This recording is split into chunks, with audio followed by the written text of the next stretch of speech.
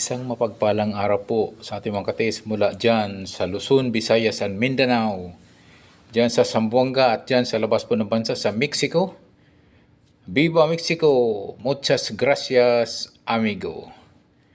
Mayroon po tayo pinadala po na isang katiis po natin na isang picture po ng treasure marker o treasure sign. At ito'y nagpapatulong pagpadikod o pag-analisa. At ito kung ano po yung mga signs and symbols po pwede pong malukit o matukoy po yung item po nito, mga katiits. So mamaya po ate pong tulungan po at pagdikod po at pag-analisa. Ako po muna po ay nagpapasalamat po sa aking mga subscribers and followers na walang sawang nagsubaybay po sa aking YouTube channel. Thank you so much for being with us always. At lagi pong nanonood po sa aking video po. Yung nga pala sa aking is more on decoding and analyzing sa mga treasure symbols, sign and markers, mga katiits.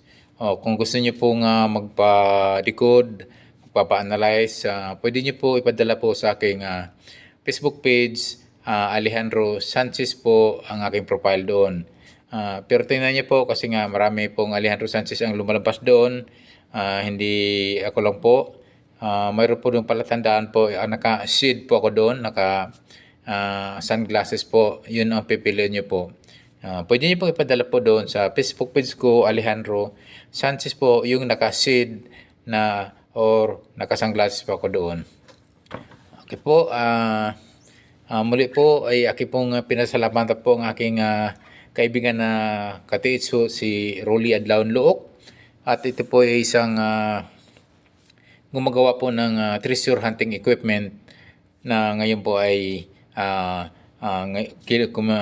kilalang kilala po. Ito po ay isang made in Philippines po. Mayroon na po tayong treasure hunting equipment na ito ay gawa po sariling atin. Ito po yung si Mr. Rolly Adlaon Look at mayroon itong mga pre-tutorial how to make treasure hunting equipment like arometer, Japanese wand, and gold locator. Okay po, yung kanyang gold locator ay may tatlong klase po. Mayroong single antenna, mayroong double antenna, at mayroong triple antenna. Yung kanyang triple antenna po ay in demand ngayon at mayroon ng history na naka-hits na po ng 8 item, treasure item po. At yung huli nga ay 2 gold bar na ito ay may tatak pang Burma. Yan po ay nadetect po sa Davao de Oro gamit lamang po itong kanyang gold locator, EBS gold locator ni Mr. Rolly Adlaon. Kung gusto niyo pong bumili at pwede yung kontakin sa mobile number 09262632-843, 09262632-843, or PM lang po kayo sa kanyang Facebook page, Rolly Adlaon Look. Ito po, tayo na po ay magdedecode at tayo po ay tulungan po natin sa pag-analisa yung pinapadala po natin na katiis po natin dyan sa Visayas. Magandang umaga po dyan sa mga katiis po dyan sa Visayas, mga katiis. Okay po, ito po isang shape ng boomerang. Ang isang marker po ito na talagang ito siguro sa may mga isang dangkal po ang kapal at plain po ang ibabaw. Isang shape po ito ng boomerang ang kanyang pagka design po nito. So isa po yan sa mga paborito pong markers po ng mga Japanese, yung boomerang sign o shape, mga katiits. So ito po ay mga katiits isang napakagandang treasure sign ang pinadala po ng ating katiits mula dyan sa Visayas, mga katiits. Ito po ay i-check nyo po yung paikot na paligid na di ganong kalayuan itong isang boomerang na markers nito ng ating pinadala na mula dyan sa Visayas, katiits. I-check nyo po, baka mayroon po itong mga kalapit na pwedeng magiging counter marker sign po ng itong boomerang, at baka mayroon pong mga bato dyan na hindi ganong kalayuan na pwedeng magiging counter marker or counter sign marker mga tesa. Pwede po mag-pinpoint po sa item katiits.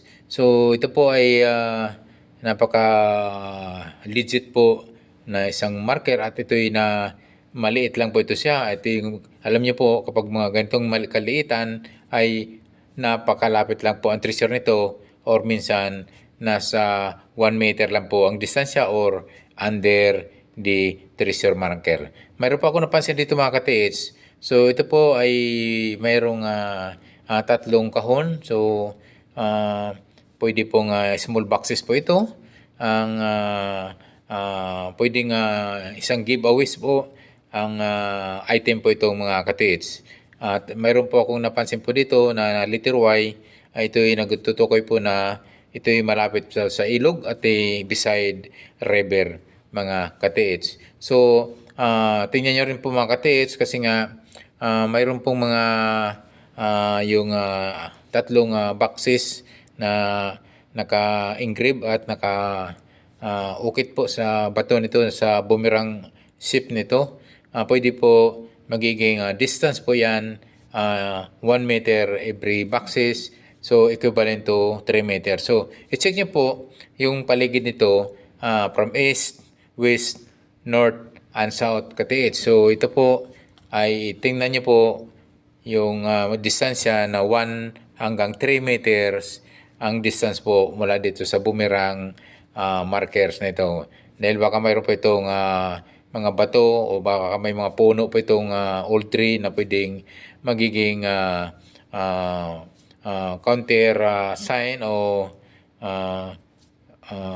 pinaka-counter marker ng itong boomerang na marker na ito katiits. So i-check nyo po sa 4 na anggulo, sa 4 na sulok po itong boomerang na ito po ay sa east, west, north, and south mga katiits. So tingnan nyo po, baka mayroon po mga bato dyan na mas malapit sa kanya, yung sa 4 na kanto, north, south, and west, east, and west.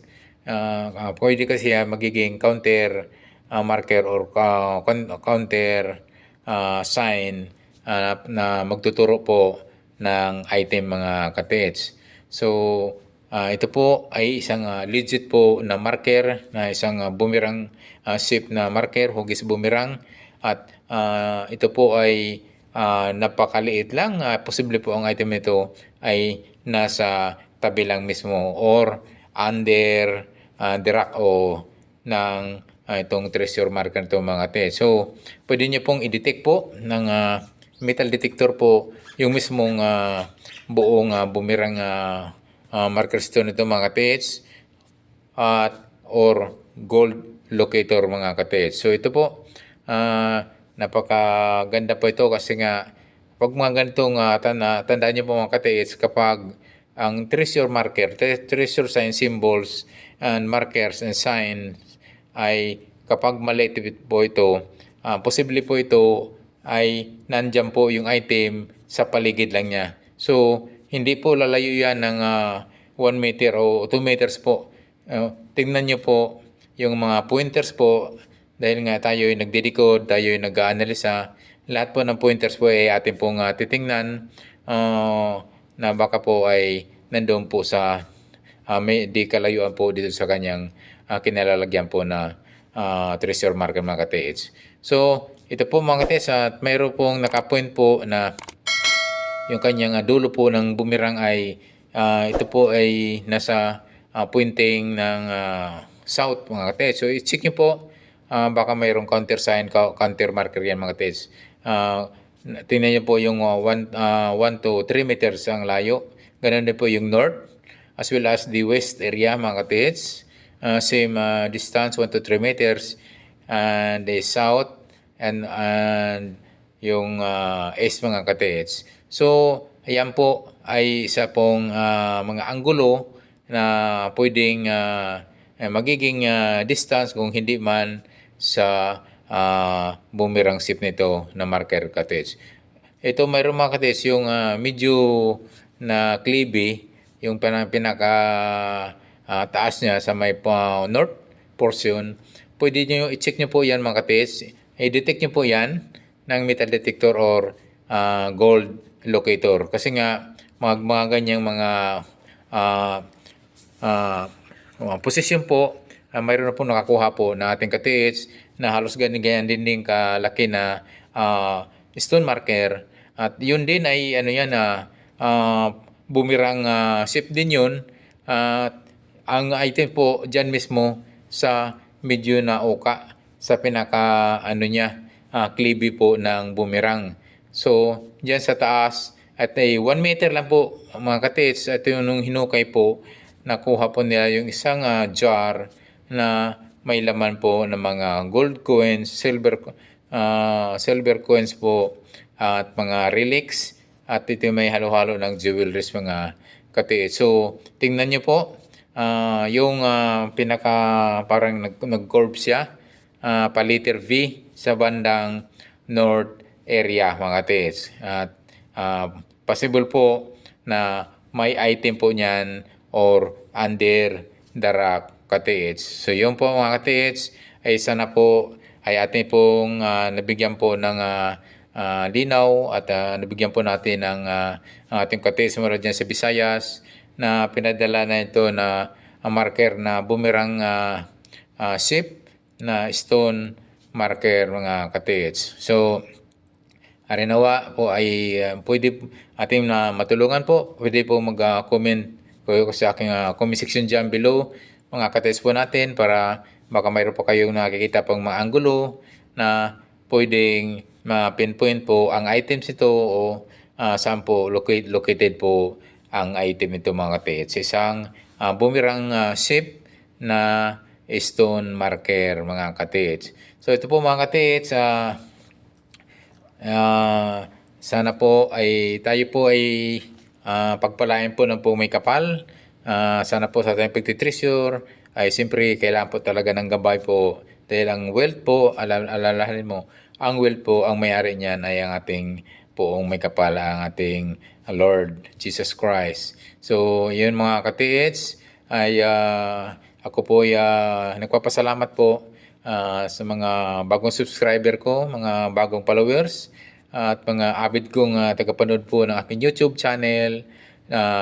Thank you so much. Thank you ng marami mga katiits at walang sawang pagsubaybay po sa aking YouTube channel. Bagamat ito ay maliit pa lamang at alam ko po ay inyo akong matulungan na ito ay lumago mga katiits.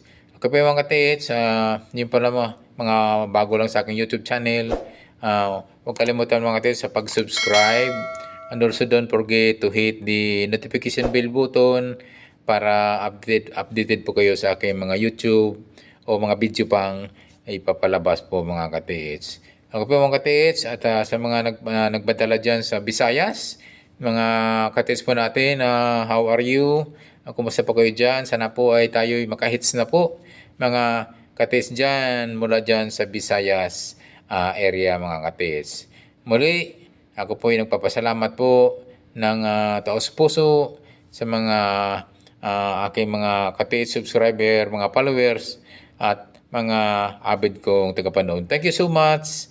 God bless us always katiits.